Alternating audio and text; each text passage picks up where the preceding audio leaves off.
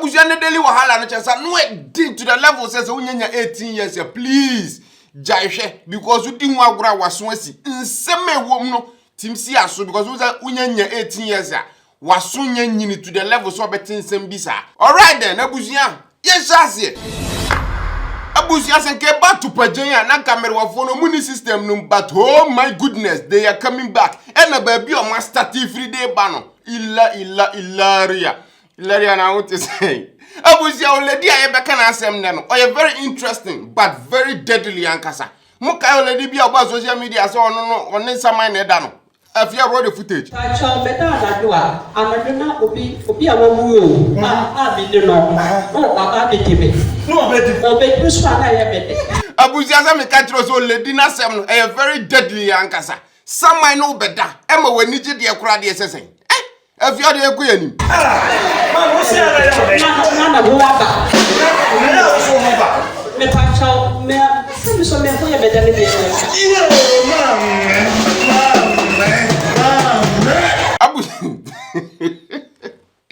Abuja wa o ma mini no pe boy ma no because with musa okun no anu aye den se wa hwe no wa pe boy ama na mefa yakubu ama no wote me ye sure se o lady ne dai we no e ba sa na se wada na on pe so be sore me se sa se mo nyina unim nipa me blemu no kum chacha tena merwafo iso saa wa hu ba bia se merwafo na di afa afia de bokum chacha footage no na bre wa wedi 70 years no akofa ne nana a wedi 30 uti free ma no 50 ukoka abre wa se opemojaduro a unkokolebu enkopemoja ukan Titus chapter 2 verse 2 eba wo se mre wa muntre fie na muntu nkolafo na muntre kire won yeah but anu kire se be mo lady mieja like I said kum chacha fort and Abuja won Nigeria where who sem bi esi wo family bi mu de che odwen ho a wonte ase eye simple sa ware ba so obi a ware and bema bi esi from Benin City to say and okoko hu ba o pa o eso o ware no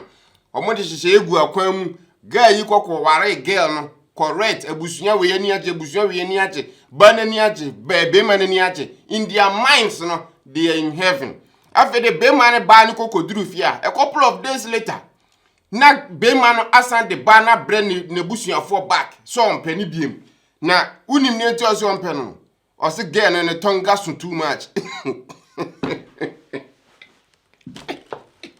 Abuja Ozi check weight and the dimension of the tonga no area one obi ayusu nti ono ti ase say yes say gan say ni frani ne di akukọ na ni agbo no oni ye ni frani nti on pe biem abusuafo nyi omo baba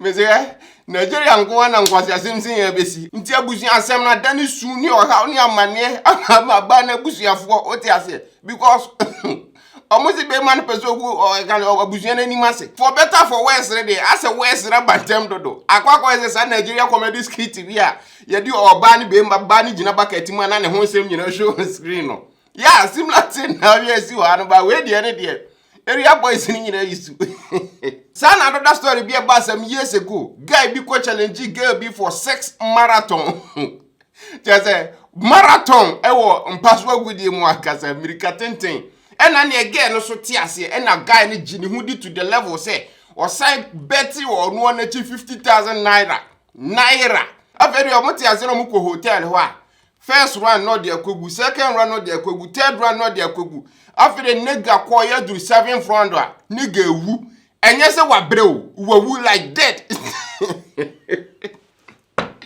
like that and gone yeah yes 7 front no and o twa to again so and again ni pia to baby and no free police ne tonga kunipa Abuja I can't make this stuff up lady no the love it and a guy need David and in a chiro say so we share will be an answer the love it here suro no mutonga mu esuma kasa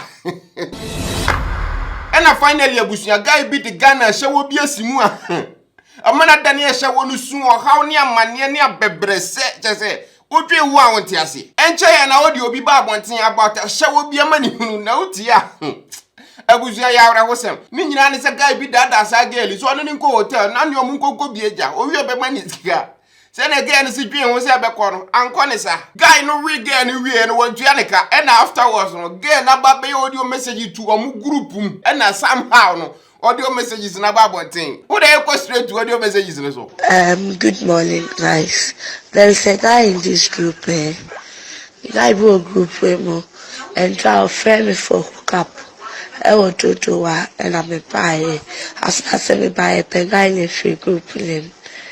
Me buy retrieve everything the baby I how much you yeah that how many to me that guy named Charlie call when she have a car. Abusia who does that? Nanka Capito and a gay BB saying. But ono no so ni Ghana. Nti ano no kire say what training amanfo e wa zadwuma pa. Ono the musical for me no class me ododo a.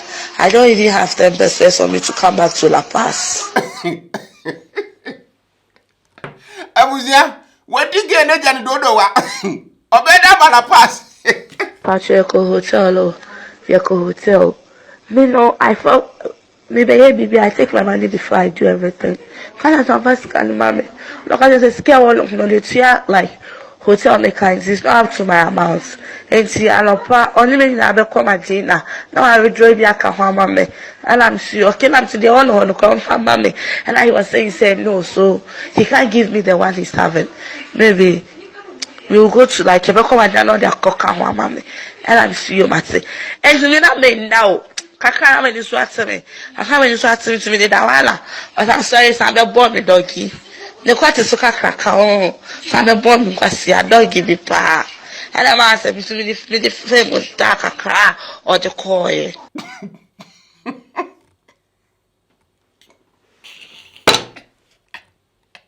Abusia guy na born doggy amanada. Uncle, where you fucking? Like what you say, get nam prepare for this. And the guy is so bad in an so funny one doing that. What way in a bunch here to get us? Again, and you come, I ask Sissy, and a car. I fed your the message in a buy and then now for 4 pioneers in the group, no man advice. Becky, when it started, it doesn't keep long. Ejuma was starting and chair one. Ejuma was an at you. Oh, yes, I would just can answer away. That's all. Oh, in Paris, we answer our children's baby. That's all you can face and son away. When in your bay on any 9 years son in a year. Into everyone was so say, or the white gun jow. Saying, yes, sir. Abuja guest prefect. Or the man advice, no. Said you may be there, so you seek answer woman of the age, but also respond back. Share, may I take my money before I do it too? The me Jimmy sick answer my but. As I'm nearly in command, me say, we say, ready for hookup. I say, yeah, if you call me, we talk on phone, you advise me 1 or 2 things. I see you as a friend. Well, Share, that is called capital tactics. First, or we know trust. Second, no will. Case die. so this guy is not a lawyer, I know a friend on me come home. And then I me buy and we ran them that. Me man BJ no. Abusia mo business a BJ. BJ ni adin no. A blood of Jesus. And I'm catching say, I first can marry as like we fuck. No see you an opa only me I call Virgin and I scale on. It's not up to my money. The amount I be beside where you what debate I would tell the Kent, or permission we go to Medina. Like the guy was talking, I see him as innocent person and a gentle guy.